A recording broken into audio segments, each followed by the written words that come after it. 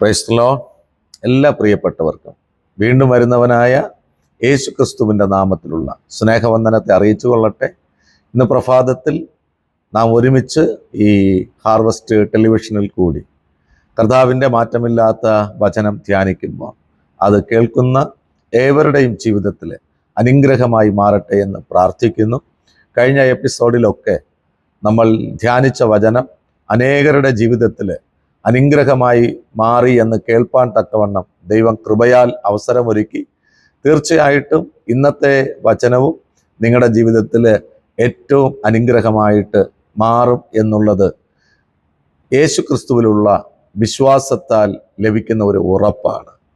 കാരണം ബൈബിൾ പഠിപ്പിക്കുന്നു, കർത്താവിൽ ആശ്രയം വയ്ക്കുന്നവർ ഒരു നാളും ലജ്ജിച്ചു പോകത്തില്ല എന്നും വിശ്വസിക്കുന്നവർക്ക് ദൈവത്തിൻ്റെ മഹത്വത്തെ കാണുവാൻ കഴിയും എന്ന് തിരുവെഴുത്ത് നമുക്ക് തരുന്ന ഏറ്റവും വലിയൊരു ഉറപ്പാണ്. ഇന്ന് പകൽക്കാലം ഞാൻ നിങ്ങളോട് കൈമാറുവാൻ താല്പര്യപ്പെടുന്ന ദൈവത്തിൻ്റെ വചനം ഉൽപ്പത്തി പുസ്തകം 22-ാം അധ്യായം അതിൻ്റെ 17-ാമത്തെ വാക്യം. ഉൽപ്പത്തി പുസ്തകം 22-ാം അധ്യായം അതിൻ്റെ 17-ാമത്തെ വാക്യം. ഞാൻ നിന്നെ ഐശ്വര്യമായി അനുഗ്രഹിക്കും, നിന്റെ സന്തതിയെ ആകാശത്തിലെ നക്ഷത്രങ്ങൾ പോലെയും കടൽക്കരയിലെ മണൽ പോലെയും അത്യന്തം വർദ്ധിപ്പിക്കും, നിന്റെ സന്തതി ശത്രുക്കളുടെ പട്ടണങ്ങളെ കൈവശമാക്കും. സർവശക്തനായ ദൈവം അബ്രഹാമിനോട് പറയുന്ന ഒരു വാക്യമാണ് നമ്മൾ വായിച്ചു കേട്ടത്. ഈ വാക്യത്തിൽ നിന്നുകൊണ്ട് ഞാൻ ഒരു കാര്യം വളരെ വ്യക്തമായിട്ട് നിങ്ങളോട് ഷെയർ ചെയ്യാം. ദൈവത്തിന് നമ്മുടെ സ്ഥിതികളെ മാറ്റുവാൻ കഴിയും, നമ്മുടെ അവസ്ഥകൾക്ക് മാറ്റം വരുത്തുവാൻ ദൈവത്തിന് കഴിയും. ഉൽപ്പത്തി പുസ്തകം 12-ാം അധ്യായം മുതൽ അബ്രഹാമിനെ ദൈവം വിളിച്ചു വേർതിരിക്കുന്ന ആ ഒരു നിമിഷം മുതലുള്ള കാര്യങ്ങൾ നമ്മൾ പഠിക്കുമ്പോൾ വെറും ഒരു വിഗ്രഹ നിർമ്മാതാവായിരുന്ന, വിഗ്രഹം നിർമ്മിച്ച് ഉപജീവനം നടത്തിക്കൊണ്ടിരുന്ന അബ്രഹാമിൻ്റെ ജീവിതം എത്രത്തോളം ദൈവത്തിലുള്ള വിശ്വാസത്താൽ മാറ്റപ്പെട്ടു എന്ന് നമുക്ക് കാണുവാൻ കഴിയും. അപ്പോൾ ദൈവത്തിൽ വിശ്വസിക്കുന്ന ഒരു ദൈവ പൈതലിൻ്റെ ജീവിതത്തിൽ മാറ്റം ഉണ്ടാകണമെന്നുള്ളത് ദൈവത്തിൻ്റെ പദ്ധതിയാണ്, ദൈവത്തിൻ്റെ ആഗ്രഹമാണ്. കാരണം ഉൽപ്പത്തി മുതലുള്ള പുസ്തകം നമ്മൾ പഠിക്കുമ്പോൾ ദൈവത്തിൽ ആരെല്ലാം വിശ്വസിച്ച്, ദൈവത്തിൽ ആരെല്ലാം ആശ്രയിച്ച് മുന്നോട്ട് കടന്നു വരുന്നുവോ അവരുടെ എല്ലാം സ്ഥിതികളെ മാറ്റുകയാണ്. അപ്പോൾ ആ സ്ഥിതികളെ മാറ്റുവാൻ ഇടയായിത്തീരുന്നത് ആ ദൈവത്തിലുള്ള വിശ്വാസമാണ്. ദൈവത്തിൽ ആശ്രയം വയ്ക്കുക എന്നുള്ളത് ഏറ്റവും പ്രധാനപ്പെട്ട ഒരു കാര്യമാണ്. പുതിയ നിയമത്തിലോട്ട് പ്രവേശിക്കുമ്പോൾ മർക്കോസിന്റെ സുവിശേഷം 11-ാം അധ്യായം അതിൻ്റെ 22-ാം വാക്യത്തിൽ പറയുന്നു, നിങ്ങൾ ദൈവത്തിൽ വിശ്വാസമുള്ളവരായിരിക്കും. അപ്പോൾ ദൈവത്തിൽ വിശ്വാസമുള്ളവർ ആയിരിക്കുമ്പോൾ, ദൈവത്തിൽ വിശ്വസിച്ചിട്ട് ഒരു ദൈവ പൈതലിന്റെ ജീവിതത്തിൽ മാറ്റം ഉണ്ടാകുന്നില്ല എന്ന് കണ്ടാൽ നമുക്ക് ഈ ലോകത്തെ നേടുവാൻ കഴിയത്തില്ല.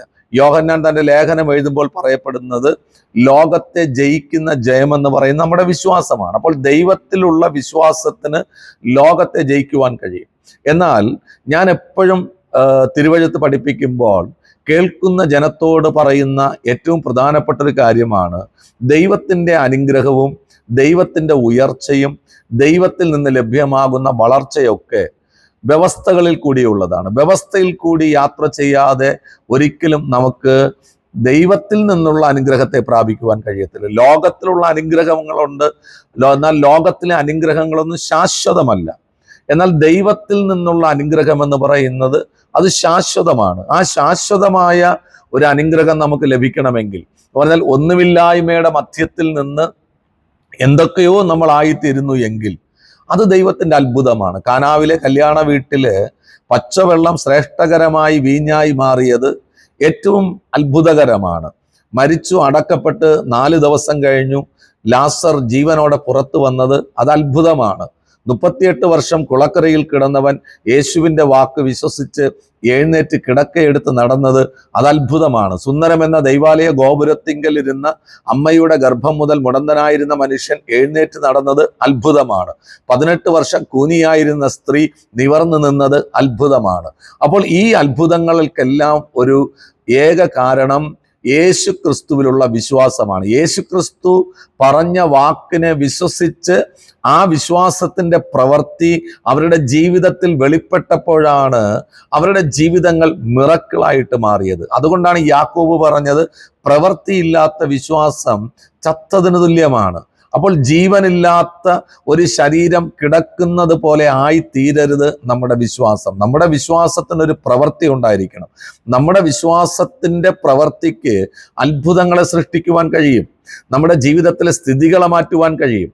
ഇവിടെ ഉൽപ്പത്തി പുസ്തകം 12-ാം അധ്യായം 1-ാം വാക്യത്തിൽ അബ്രഹാമിനോട് ചില കാര്യാദികൾ ദൈവം പറയുകയാണ്. ആ വ്യവസ്ഥകൾക്കനുസരിച്ച് അബ്രഹാം ചലിക്കുവാൻ തുടങ്ങിയപ്പോൾ അബ്രഹാമിന്റെ ജീവിതം മാറുന്നത് നമുക്ക് കാണുവാൻ കഴിയും.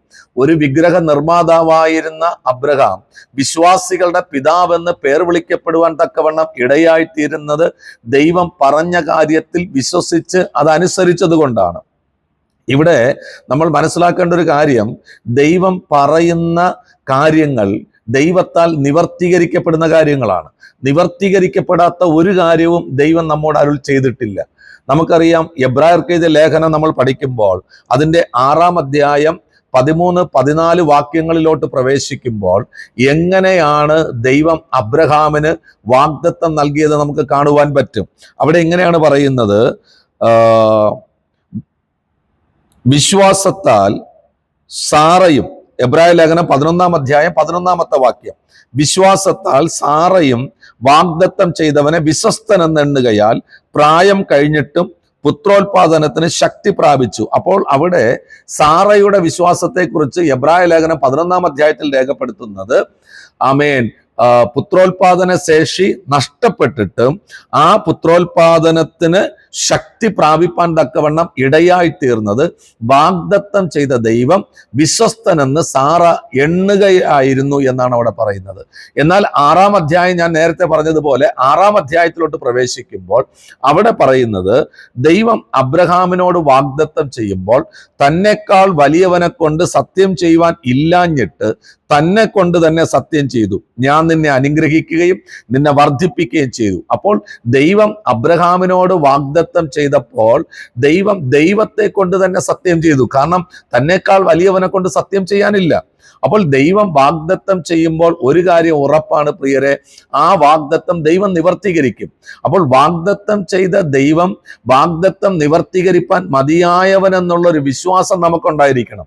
അപ്പോൾ സാറയുടെ ശരീരത്തിന്റെ ഘടന എടുത്ത് പരിശോധിച്ചാൽ ഒരു പുത്രനെ ഗർഭം ധരിപ്പാൻ തക്കവണ്ണമുള്ള ശേഷിയൊക്കെ നഷ്ടപ്പെട്ടു, പ്രായം വർദ്ധിച്ചു, ഒരു സ്ത്രീക്ക് ഉണ്ടാകേണ്ടതായ ശാരീരിക സ്ഥിതികളൊക്കെ നഷ്ടപ്പെട്ടു പോയി നിൽക്കുമ്പോഴും ആമേൻ, വാഗ്ദത്തം ചെയ്ത ദൈവം വിശ്വസ്തനെന്ന് സാറ എണ്ണുകയാൽ ആമേൻ, ആ പുത്രോത്പാദന ശേഷിക്ക് ആവശ്യമായ ശക്തി പ്രാപിപ്പാൻ തക്കവണ്ണം സാറയിലും ഇടയായി തീർന്നു. അപ്പോൾ ആ ദൈവം പറഞ്ഞ വാക്കിൽ വിശ്വസിച്ച് മുന്നോട്ട് പോയപ്പോൾ, ആ വാക്കിനനുസരിച്ച് തൻ്റെ ശരീരത്തിൽ നിന്ന് അല്ലെങ്കിൽ തൻ്റെ ജീവിതത്തിൽ നിന്നും വിശ്വാസത്തിന്റെ പ്രവൃത്തികൾ വെളിപ്പെട്ടു വന്നപ്പോൾ സാറയുടെയും അബ്രഹാമിന്റെയും ജീവിതത്തിന്റെ സ്ഥിതികൾ മാറുന്നത് നമുക്ക് കാണുവാൻ കഴിയും. എന്നെ കേൾക്കുന്ന പ്രിയ ദൈവജനമേ, നമ്മൾ ദൈവവചനം വായിക്കുന്നവരാണ്. ഞാൻ എപ്പോഴും പഠിപ്പിക്കാറുണ്ട്, നമ്മോട് സംസാരിക്കുന്നതാണ് ദൈവത്തിന്റെ വചനം.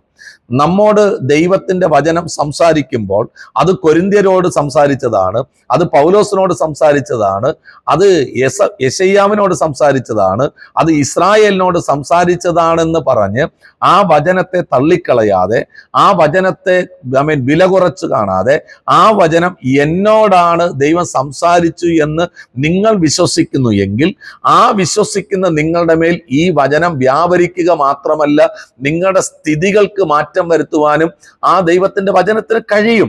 നമ്മൾ ഒരുപാട് മെസ്സേജുകൾ കേൾക്കുന്നവരാണ്, സോഷ്യൽ മീഡിയയിൽ കൂടിയും ടെലിവിഷനിൽ കൂടിയും നേരിട്ടും കൺവെൻഷനിൽ കൂടിയും ഒക്കെ അനവധി മെസ്സേജ് കേൾക്കുന്നവരാണ്. പക്ഷേ ആമേൻ, വർഷങ്ങളായിട്ട് ആയിരക്കണക്കിന് മെസ്സേജുകൾ നമ്മൾ കേട്ടിട്ടും എന്തുകൊണ്ട് നമ്മുടെ ജീവിതത്തിൽ ഒരു മാറ്റം സംഭവിക്കുന്നില്ല എന്ന് ചോദിച്ചാൽ റീസൺ ഒന്നേയുള്ളൂ പ്രിയരെ, ആ വചനം വിശ്വസിച്ച് ആ വചനത്തിനനുസരിച്ച് നമുക്ക് മുന്നോട്ട് പോകുവാൻ കഴിയുന്നില്ല എന്നുള്ളത് പലരുടെയും ജീവിതത്തിൽ ഒരു യാഥാർത്ഥ്യമാണ്. പലരുടെയും ജീവിതത്തിൽ സംശയമാണ്. ആമേൻ. എന്താണ് ഈ വചനം നടക്കുമോ? ഈ പ്രവചനം നടക്കുമോ? ഈ ദർശനം നടക്കുമോ? ഒരു കാര്യം പറയട്ടെ പ്രിയരെ, ഈ പൗലോസ് അപ്പോസ്തലൻ താൻ വിശ്വസിക്കുന്ന യേശുക്രിസ്തുവിനെ കുറിച്ച് തിമത്യോസിന് ലേഖനം എഴുതുമ്പോൾ വളരെ വ്യക്തമായിട്ട് തിമത്യോസിനോട് പറഞ്ഞൊരു പദമാണ്, ഞാൻ ആരെ വിശ്വസിച്ചിരിക്കുന്നു എന്ന് എനിക്ക് വളരെ വ്യക്തമായിട്ട് അറിയാം. അവനാണ് എൻ്റെ ഉപനിധി, ആ നാൾ വരെയും എന്നെ കൈപിടിച്ച് നടത്തും, അല്ലെങ്കിൽ എന്നെ കാത്തു സൂക്ഷിക്കും എന്ന് ഒരു ഉറപ്പ് പൗലോസിനുണ്ടായിരുന്നു. ഇത് തന്നെയാണ് അബ്രഹാമിന്റെ ഒരു വിശ്വാസം. അബ്രഹാമിനെ ഉൽപ്പത്തി പുസ്തകം 12-ാം അധ്യായത്തിൽ വിളിച്ചു വേർതിരിക്കുന്ന സമയത്ത് ദൈവം കാണിച്ചു തരുന്ന ദേശത്തേക്ക് അവൻ വിശ്വാസത്താൽ യാത്ര ചെയ്തു. ആ യാത്രയുടെ മധ്യത്തിൽ പ്രതിസന്ധികൾ ഉണ്ടായി, പ്രതികൂലങ്ങൾ ഉണ്ടായി, ബലഹീനതകൾ ഉണ്ടായി. എന്നാൽ ആ ബലഹീനതകൾക്കോ പ്രതിസന്ധികൾക്കോ ഒരിക്കലും അബ്രഹാമിന്റെ വിശ്വാസ യാത്രയെ തടയുവാൻ കഴിഞ്ഞില്ല. അവന്റെ മേലുള്ള വാഗ്ദത്ത നിവർത്തീകരണത്തെ തടയുവാൻ കഴിഞ്ഞില്ല. കാരണം ബൈബിൾ നമ്മൾ പഠിക്കുമ്പോൾ വളരെ വ്യക്തമായിട്ട് പൗലോസ് അപ്പോസ്തലൻ റോമൻ സഭയോട് പറഞ്ഞു, ആമേൻ, അബ്രഹാം ആശയ്ക്ക് വിരോധമായി ആശയോടെ വിശ്വസിച്ചു. ജീവിതത്തിൽ കേട്ട ദൂത് നിവർത്തീകരിക്കപ്പെടുവാനുള്ള സാഹചര്യം അബ്രഹാമിന്റെ മുൻപിൽ ഇല്ലെങ്കിലും ആ വാഗ്ദത്തം ചെയ്ത ദൈവത്തിൽ പൂർണ്ണമായും വിശ്വസിച്ചുകൊണ്ട് വലിയ അത്ഭുതങ്ങളെ പ്രാപിപ്പാൻ അബ്രഹാം തയ്യാറായി. ആമേൻ. പ്രതിസന്ധികൾ വർദ്ധിക്കുമ്പോഴും സാഹചര്യങ്ങൾ എതിരായിക്കൊണ്ടിരിക്കുമ്പോഴും അബ്രഹാമിന്റെ ജീവിതത്തിൽ വിശ്വാസത്തിൽ ക്ഷീണിച്ച നല്ല വേദപുസ്തകം പഠിപ്പിക്കുന്നത് അവൻ വിശ്വാസത്തിൽ ശക്തിപ്പെടുകയും വിശ്വാസത്തിൽ ഉറയ്ക്കുകയും ചെയ്തു എന്നുള്ളതാണ്. പ്രിയരെ, രോഗങ്ങൾ നമ്മുടെ ജീവിതത്തിൽ വരും, കഷ്ടതകൾ നമ്മുടെ ജീവിതത്തിൽ വരും, പ്രശ്നങ്ങൾ നമ്മുടെ ജീവിതത്തിൽ വരും. പക്ഷെ ആ പ്രശ്നങ്ങളുടെ മധ്യത്തിൽ നമ്മൾ ഒരിക്കലും വിശ്വാസത്തിൽ ക്ഷീണിച്ചു പോകരുത്. വിശ്വാസത്തിൽ ഉറയ്ക്കുവാനും വിശ്വാസത്തിൽ ശക്തിപ്പെടുവാനും തക്കവണ്ണം ഇടയായിത്തീരണം. യെശയ്യാ പ്രവാചകൻ പറഞ്ഞത്, ആമേൻ, ഞാൻ ക്ഷീണിച്ചിരിക്കുന്നവർക്ക് ശക്തിയും ഞാൻ ബലഹീനർക്ക് ബലവും കൊടുക്കുമെന്നുള്ളതാണ്.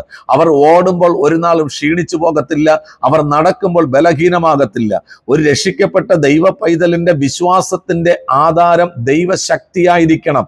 ജ്ഞാനമല്ല വിശ്വാസത്തിന്റെ ആധാരം, അറിവല്ല വിശ്വാസത്തിന്റെ ആധാരം, ദൈവത്തിന്റെ ശക്തിയായിരിക്കണം ഒരു ദൈവ പൈതലിന്റെ ജീവിതത്തിലെ വിശ്വാസത്തിന്റെ ആധാരം. അപ്പോൾ ഈ ദൈവം തന്റെ ശക്തി കൊണ്ട് ഭൂമിയെ സൃഷ്ടിച്ചു എങ്കിൽ, ദൈവം തന്റെ വാക്കുകൾ കൊണ്ട് സകലത്തെയും ക്രിയേറ്റ് ചെയ്തു എങ്കിൽ, ഇന്ന് പകൽക്കാലം ഞാൻ ആത്മാവിൽ നിങ്ങളോട് പ്രവചിച്ചു പറയാം, ദൈവത്തിന്റെ ഒരു വാക്കിൽ നിങ്ങൾ വിശ്വസിച്ചാൽ മതി, നിങ്ങളുടെ ജീവിതം മാറും. ആമേൻ. അബ്രഹാം വിശ്വസിച്ചു, ദൈവത്തെ വിശ്വസിച്ചു, ബാക്കിയെല്ലാം അവൻ വിട്ടുകളയുവാൻ തയ്യാറായി, ബാക്കിയെല്ലാം ത്യജിച്ചു കളയുവാൻ തയ്യാറായി. എന്നാൽ പലപ്പോഴും നമ്മുടെ ജീവിതത്തിൽ ദൈവം പറയുന്ന വാക്കുകൾ കേൾക്കുമ്പോഴും ചിലത് ത്യജിക്കുവാനോ ചിലതിനെ വർജിക്കുവാനോ നമ്മൾ തയ്യാറാകാതെയാണ് മുന്നോട്ട് പോകുന്നത്. എന്നാൽ ഇന്ന് പകൽക്കാലം എന്നെ കേൾക്കുന്ന എല്ലാ പ്രിയപ്പെട്ടവരോട് ഞാൻ പറയുക, ദൈവം പറയുന്ന വാക്ക് നിങ്ങൾ വിശ്വസിക്കുകയാണെങ്കിൽ മറ്റെല്ലാത്തിനെയും വിട്ട്, മറ്റെല്ലാ ഓപ്ഷനെയും മാറ്റിവെച്ചിട്ട് നിങ്ങൾ യേശു ക്രിസ്തുവിൽ വിശ്വസിച്ച് ഇറങ്ങിത്തിരിക്കുകയാണെങ്കിൽ നിങ്ങൾ ഒരു നാളും ലജ്ജിച്ചു പോകത്തില്ല പ്രിയരെ. അവൻ നിങ്ങൾക്കൊരു സ്വപ്നം തന്നിട്ടുണ്ടെങ്കിൽ, ഒരു ദർശനം തന്നിട്ടുണ്ടെങ്കിൽ, ദൈവാത്മാവ് പ്രേരിപ്പിച്ച് പ്രവാചകന്മാരിൽ കൂടി നിങ്ങളൊരു പ്രവചന ശബ്ദം കേട്ടിട്ടുണ്ടെങ്കിൽ അത് നിവർത്തീകരിക്കുവാൻ ദൈവത്തിന് കഴിയും എന്നുള്ള കാര്യം ഉറപ്പാണ്. ഇവിടെ നമുക്ക് അബ്രഹാമിന്റെ ലൈഫിലോട്ട് തിരിച്ചു വരാം. എന്തുകൊണ്ടാണ് അബ്രഹാമിനെ ഐശ്വര്യമായിട്ട് അനുഗ്രഹിക്കുമെന്ന് പറയുവാൻ ഇടയായിത്തീർന്നത്? രണ്ട് കാര്യങ്ങൾ പ്രിയരെ. അനുഗ്രഹത്തിന്റെ ഏറ്റവും പ്രധാനപ്പെട്ട ഒരു കാര്യമാണ് അനുസരിക്കുക. ദൈവം പറയുന്നത് അനുസരിക്കുക എന്ന് പറഞ്ഞാൽ ദൈവം പറയുന്ന വചനത്തിൽ വിശ്വസിക്കുക എന്നുള്ളതാണ്. ആ വചനത്തിൽ വിശ്വസിക്കുക. ദൈവത്തിലും ദൈവത്തിന്റെ ശബ്ദത്തിലും വിശ്വസിക്കുന്ന ഒരു വ്യക്തിക്ക് മാത്രമേ ദൈവത്തിന്റെ വചനം അനുസരിക്കുവാൻ കഴിയത്തുള്ളൂ. അപ്പോൾ അനുസരണ എന്ന് പറയുന്നത് ഒരു വളരെ പ്രധാനപ്പെട്ട ഒരു കാര്യമാണ്. പലരും എന്നോട് പറയുന്ന ഒരു കാര്യമുണ്ട്, പാസ്റ്ററെ, ഞാൻ പ്രാർത്ഥിക്കുന്നുണ്ട്, ഞാൻ ഉപവസിക്കുന്നുണ്ട്, ഞാൻ ആരാധിക്കുന്നുണ്ട്, ആരാധനയൊന്നും ഞാൻ മുടങ്ങുന്നില്ല, പക്ഷെ എൻ്റെ ജീവിതത്തിൽ അത്ഭുതങ്ങൾ നടക്കുന്നില്ല, എൻ്റെ പല പ്രശ്നങ്ങൾക്ക് പരിഹാരം കാണുന്നില്ല. പ്രിയരെ, ഒരു കാര്യം ഞാൻ പറയട്ടെ, ഒരു ദൈവ പൈതലിന്റെ ജീവിതത്തിൽ അല്ലെങ്കിൽ ഇഹലോകപരമായ വിശ്വാസത്തിൽ കൂടി യാത്ര ചെയ്യുന്ന ഒരു വ്യക്തിയുടെ ജീവിതം എടുത്ത് പരിശോധിച്ചാലും ആ വ്യക്തിയുടെ ജീവിതത്തിൽ പ്രാർത്ഥനയുണ്ട്, ആ വ്യക്തിയുടെ ജീവിതത്തിൽ ആരാധനയുണ്ട്, ആ വ്യക്തിയുടെ ജീവിതത്തിൽ ഉപവാസമുണ്ട്. പെന്തക്കോസ്ത് പെന്തക്കോസ്ത് വിശ്വാസത്തിലായിരിക്കുന്ന അല്ലെങ്കിൽ രക്ഷയുടെ അനുഭവത്തിലേക്ക് പ്രവേശിക്കപ്പെട്ട നമ്മൾ ആചരിക്കുന്ന അല്ലെങ്കിൽ നമ്മൾ പിന്തുടരുന്ന ഉപവാസത്തെക്കാളും കഠിനമായ വ്രതമെടുക്കുന്ന മറ്റു മതസ്ഥരെ എനിക്കറിയാം. ആമേൻ. മറ്റു ഡിനോമിനേഷന്റെ കീഴിൽ നിൽക്കുന്നവരെ അറിയാം. പക്ഷെ അത്ഭുതത്തിന്റെ ആധാരം, ആമേൻ, അടിസ്ഥാനം ഇതൊന്നുമല്ല. വളരെ വ്യക്തമായിട്ട് ഞാൻ പറയട്ടെ പ്രിയരെ, ആമേൻ, പ്രാർത്ഥന, ആരാധന, ഉപവാസം ഇതൊക്കെ നമ്മുടെ ജീവിതത്തിൽ നമുക്ക് ചെയ്യുവാൻ കഴിയും. എന്നാൽ ദൈവം പറയുന്ന വാക്കിനെ വിശ്വസിച്ച് അനുസരിച്ച് നമ്മുടെ ജീവിതത്തെ, ആമേൻ, ചിട്ടപ്പെടുത്തുക എന്നുള്ളത് ഏറ്റവും പ്രധാനപ്പെട്ട ഒരു കാര്യമാണ്. ദൈവത്തിന്റെ വാക്ക് അനുസരിക്കുന്നു എന്ന് പറയുമ്പോൾ നമ്മുടെ ജീവിതത്തിൽ പലതിനെയും ത്യജിക്കേണ്ടതായിട്ട് വരും, പലതിനെയും വർജിക്കേണ്ടതായിട്ട് വരും. എന്നാൽ പലപ്പോഴും പ്രിയരെ, നമ്മൾ പലതിനെയും ത്യജിക്കാതെ വർജിക്കാതെ കുറുക്കു വഴിയിൽ കൂടെ ഒരു അത്ഭുതം നേടിയെടുക്കുവാൻ വേണ്ടി നമ്മൾ ആഗ്രഹിക്കുന്നവരാണ്, അത്ഭുതത്തിന്റെ പിറകെ ഓടുന്നവരാണ്. എന്നാൽ ഇന്ന് പകൽക്കാലം ഞാൻ പറയട്ടെ പ്രിയരെ, യേശു കർത്താവ് പറഞ്ഞത് എന്നെ അനുഗമിക്കുവിൻ എന്നുള്ളതാണ്. അപ്പോൾ യേശുവിനെ അനുഗമിക്കുമ്പോൾ അത്ഭുതങ്ങളും അടയാളങ്ങളും നമ്മുടെ വീര്യപ്രവർത്തികളും ഒക്കെ നമ്മുടെ ജീവിതത്തിൽ സംഭവിക്കും. പക്ഷെ ഒറ്റ കാര്യം, യേശുവിനെ പിന്തുടരുവാൻ നമ്മൾ തയ്യാറാകണം, യേശു പറയുന്നത് അനുസരിക്കുവാൻ നമ്മൾ തയ്യാറാകണം. അപ്പോൾ അബ്രഹാമിന്റെ ജീവിതം എടുത്ത് പരിശോധിക്കുമ്പോൾ, ആമേൻ, ഇവിടെ ഉൽപ്പത്തി പുസ്തകം 22-ാം അധ്യായം അതിന്റെ 16-ാമത്തെ വാക്യത്തിൽ പറയുക, നീ ഈ കാര്യം ചെയ്തു. അബ്രഹാമിനോട് ദൈവം പറയുക, നീ ഈ കാര്യം ചെയ്തു. എന്താ കാര്യം? നിന്റെ ഏകജാതനായ മകനെ തരുവാൻ മടിക്കായിക കൊണ്ട് ഞാൻ നിന്നെ ഐശ്വര്യമായി അനുഗ്രഹിക്കും. അപ്പോൾ ഇവിടെ നിങ്ങൾ മനസ്സിലാക്കിക്കൊള്ളണം, അബ്രഹാമിനോട് ദൈവം ചോദിച്ചത് ഒരു സാധാരണ കാര്യമല്ല. അബ്രഹാമിന്റെ ജീവിതത്തിലെ ഏറ്റവും വലിയ നിരാശയായിരുന്നു അവന് തലമുറകളില്ല എന്നുള്ളത്. കാരണം പലപ്പോഴും അബ്രഹാം ദൈവത്തോട് പറയുന്ന ഒരു കാര്യമാണ്, അവന് തലമുറകളില്ല, അവൻ അടുത്ത് പിന്തുടർച്ച അവകാശികളില്ല. അവന് തലമുറകൾ ഇല്ലാത്തത് കൊണ്ട്, തൻ്റെ ഭാര്യയായ സാറയിൽ സന്തതികൾ ജനിക്കാത്തത് കൊണ്ട്, തൻ്റെ ഭവനത്തിൽ ജനിച്ചു വളർത്തപ്പെട്ടു വന്ന ഏലിയാസർ എന്ന ദാസന്റെ മകനെ അടുത്ത ഒരു പിന്തുടർച്ച അവകാശിയായിട്ട് അബ്രഹാം കണ്ടിരുന്നു. അത് അബ്രഹാമിന്റെ കാഴ്ചപ്പാടായിരുന്നു, അബ്രഹാമിന്റെ ചിന്തകളായിരുന്നു. എന്നാൽ അബ്രഹാമിന്റെ ചിന്തകളെ മാറ്റിമറിച്ചുകൊണ്ട്, അബ്രഹാമിന്റെ കാഴ്ചപ്പാടുകളെ മാറ്റിക്കൊണ്ട് ദൈവം അബ്രഹാമിനൊരു പ്രോമിസ് കൊടുത്തു. ദൈവം അബ്രഹാമിന്റെ മേലുള്ള പദ്ധതിയെ വെളിപ്പെടുത്തി, നീ ജാതികളുടെ പിതാവായി തീരുമെന്നുള്ളത്. അപ്പോൾ ആ വാഗ്ദത്തത്തിൽ വിശ്വസിച്ചു. സാഹചര്യങ്ങളൊക്കെ എതിരാണ്, മെഡിക്കൽ സയൻസ് പരമായി നോക്കിയാലും പ്രതീക്ഷയ്ക്ക് വകയൊന്നുമില്ല. പക്ഷേ പ്രതീക്ഷയ്ക്ക് വകയില്ലാത്ത ഇടത്ത്, സാഹചര്യങ്ങളെല്ലാം പ്രതികൂലമായിരിക്കുന്ന സമയത്ത് അബ്രഹാം ദൈവത്തിൽ വിശ്വസിച്ചു. ആ വിശ്വാസത്തെയാണ് ദൈവം അബ്രഹാമിന് നീതിയായി കണക്കിട്ടത്. അപ്പോൾ അബ്രഹാം വിശ്വസിച്ചത് കൊണ്ട് ദൈവം എന്ത് ചെയ്തു? സാറയുടെ സ്ഥിതിയെ മാറ്റി സാറയിൽ നിന്ന് ഒരു മകനെ ജനിപ്പിച്ചു. ആ മകന്റെ പേരാണ് ഇസഹാക്ക്. എന്നാൽ ഇസഹാക്ക് എന്ന വാഗ്ദത്ത സന്തതിയിൽ കുടുംബം വളരെയധികം സന്തോഷിച്ചു. ആമേൻ. മുന്നോട്ട് പോകുന്ന സമയത്താണ് അബ്രഹാമിനോട് ദൈവം തൻ്റെ ഏക മകനെ യാഗമായി അർപ്പിക്കുവാൻ ആവശ്യപ്പെടുന്നത്.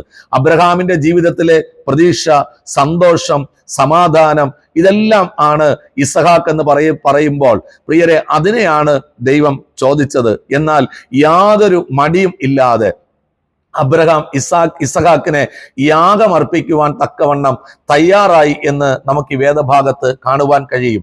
എന്തുകൊണ്ട് പ്രിയരെ ആമേൻ യാഗം അർപ്പിക്കുവാൻ തയ്യാറായി എന്ന് ചോദിച്ചാൽ, അവിടെയും പൗലോസ് അപ്പോസ്തലൻ വിശ്വാസത്തെക്കുറിച്ച് എബ്രായ സഭയ്ക്ക് വേണ്ടി എഴുതുമ്പോൾ പറയുന്നത്, അബ്രഹാം വിശ്വാസത്താൽ ഇസഹാക്കിനെ ദൈവത്തിന് യാഗം അർപ്പിച്ചു എന്നുള്ളതാണ്. നമുക്കറിയാം, 3 ദിവസത്തെ യാത്രയിൽ മോറിയ മലയിലോട്ട് വിറകൻ ചുമന്നുകൊണ്ട് ഇസഹാക്ക് അബ്രഹാമിനോടൊപ്പം കയറിപ്പോകുമ്പോൾ അബ്രഹാമിനോട് ചോദിച്ചൊരു ചോദ്യമാണ്, വിറകുണ്ട്, കത്തിയുണ്ട്, പക്ഷേ യാഗത്തിനുള്ള മൃഗം എവിടെ? അവിടെയും അബ്രഹാം ഇസഹാക്കിനോട് പറഞ്ഞത്, ദൈവം എനിക്കായിട്ട് ഒരു കുഞ്ഞാടിനെ കരുതും എന്നുള്ളതാണ്. അപ്പോൾ അബ്രഹാം എത്രമാത്രം ദൈവത്തിൽ വിശ്വസിച്ചു യാത്ര ചെയ്യുന്നു എന്നുള്ളത് ആ ഒരു വാക്യത്തിൽ നമുക്കവിടെ ദർശിക്കുവാൻ പറ്റും. അബ്രഹാമിന്റെ ഹൃദയത്തിനകത്ത് ഭാരമുണ്ടായിരിക്കാം. ഒരു അപ്പൻ എന്നുള്ള നിലയിൽ ചിന്തിക്കുമ്പോൾ തൻ്റെ സ്വന്തം മകനെയാണ് യാഗം അർപ്പിക്കേണ്ടത് എന്നുള്ളതിനെ കുറിച്ച് ഒന്ന് ആലോചിക്കുമ്പോൾ വേദന ഉണ്ടാകാം. പക്ഷേ ആ വേദനയെ ഓവർകം ചെയ്യുന്ന, നിരാശയെ ഓവർകം ചെയ്യുന്ന, സാഹചര്യങ്ങളെ ഓവർകം ചെയ്യുന്ന ഒരു വലിയ വിശ്വാസം അബ്രഹാമിനകത്തുണ്ടായിരുന്നു. ആശയ്ക്ക് വിരോധമായി അബ്രഹാം അവിടെ വിശ്വസിച്ചുകൊണ്ട് പറഞ്ഞു, യാഗത്തിന് ദൈവം ഒരു കുഞ്ഞാടിനെ കരുതുമെന്നുള്ളത്. ഇന്ന് പകൽക്കാലം ആത്മാവിൽ ഞാൻ എന്നെ കേൾക്കുന്നവരോട് പ്രവചിച്ചു പറയുകയാണ്, ആമേൻ, നിങ്ങൾക്ക് വേണ്ടി ദൈവം ചിലത് കരുതി വെച്ചിട്ടുണ്ട്. സാഹചര്യങ്ങൾ നോക്കുമ്പോൾ, സിറ്റുവേഷൻസ് ഒക്കെ നോക്കുമ്പോൾ പ്രതീക്ഷയ്ക്ക് യാതൊരു വകയുമില്ല. എന്നാൽ പ്രതീക്ഷയ്ക്ക് വകയില്ലാത്ത ഇടത്ത് പ്രതീക്ഷയ്ക്ക് വക നൽകുന്നതാണ് യേശുവിന്റെ നാമം.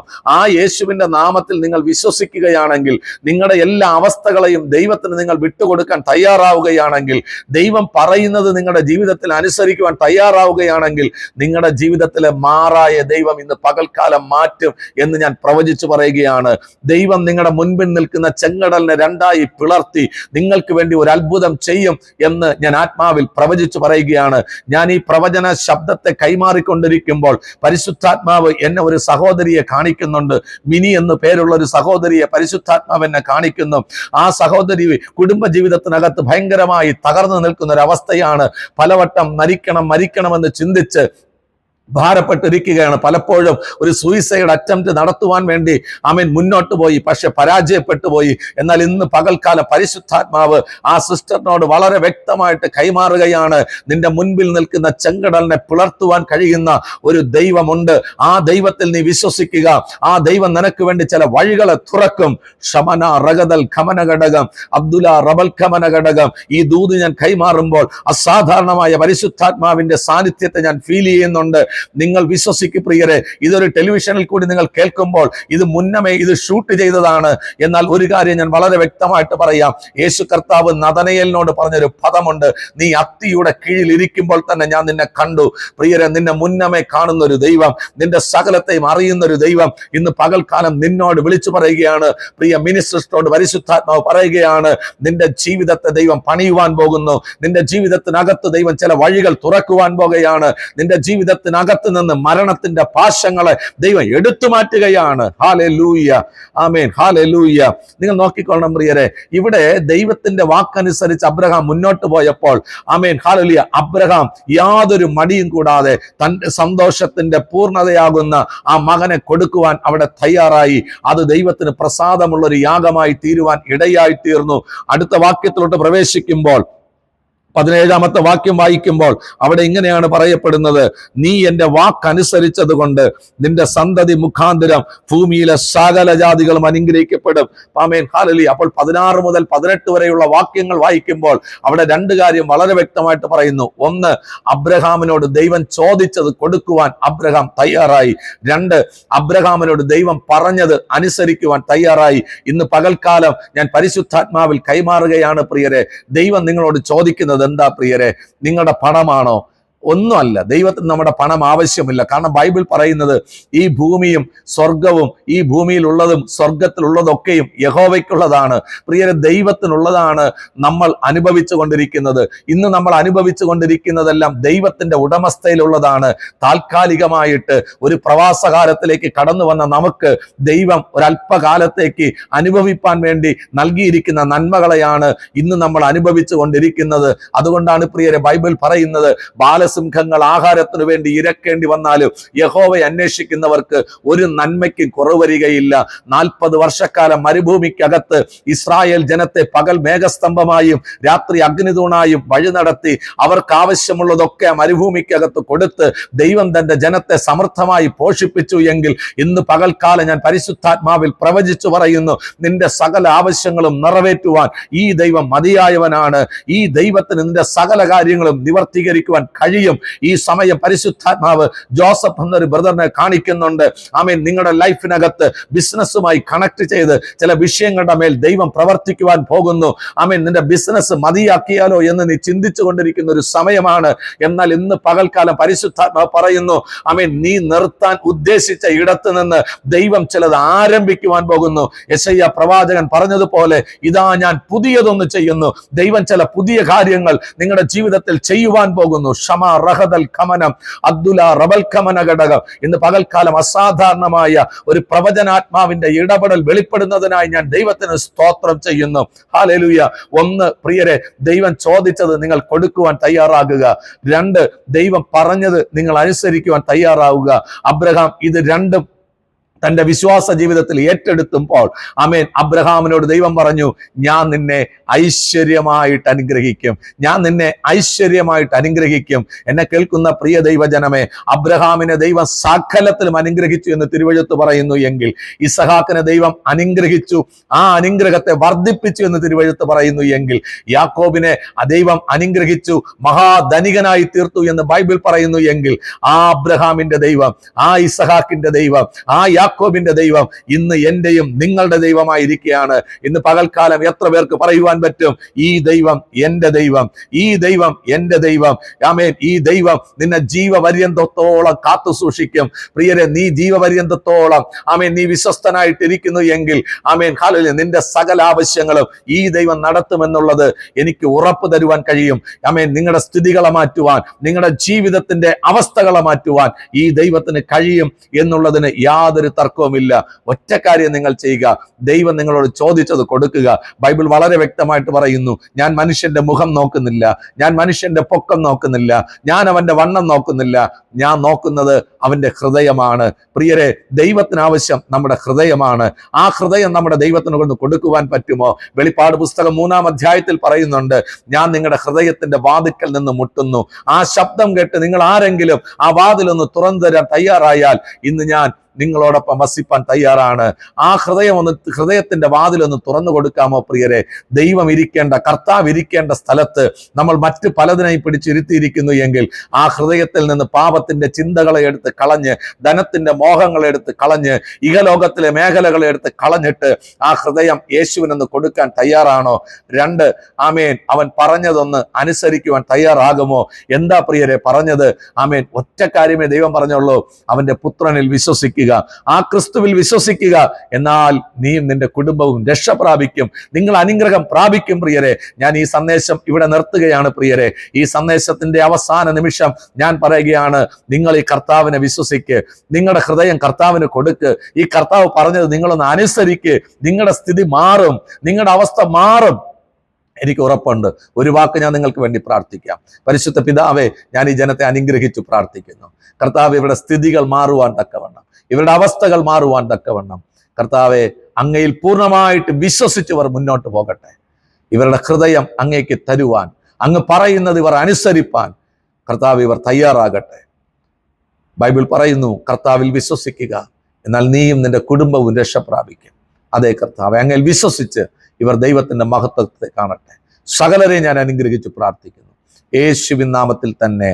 ആമേൻ, ആമേൻ. പ്രിയരെ, എല്ലാ വ്യാഴാഴ്ചയും രാവിലെ 8:30 ഹാർവസ്റ്റ് ടെലിവിഷനിൽ നമ്മുടെ ഈ എപ്പിസോഡുണ്ട്. നിങ്ങൾ മുടങ്ങാതെ അത് കാണുക. നിങ്ങളുടെ ലൈഫിൽ ദൈവം നൽകുന്ന അനുഭവങ്ങളെ ഞങ്ങളോട് ഷെയർ ചെയ്യുക. നിങ്ങൾക്ക് പ്രാർത്ഥിക്കാനുള്ള വിഷയങ്ങളുണ്ടെങ്കിൽ ഞങ്ങളെ വിളിക്കുക. ഞങ്ങൾ തീർച്ചയായിട്ടും നിങ്ങൾക്ക് വേണ്ടി പ്രാർത്ഥിക്കാം. പ്രിയരെ, ഞങ്ങളുടെ ആത്മീയ കൂട്ടായ്മ തിരുവനന്തപുരത്താണ്. തിരുവനന്തപുരം ജില്ലയിൽ ഉദിയൻകുളങ്ങര എന്ന് പറയുന്ന സ്ഥലത്ത് അനുഗ്രഹിക്കപ്പെട്ട ആത്മീയ കൂട്ടായ്മ നടക്കുന്നുണ്ട്.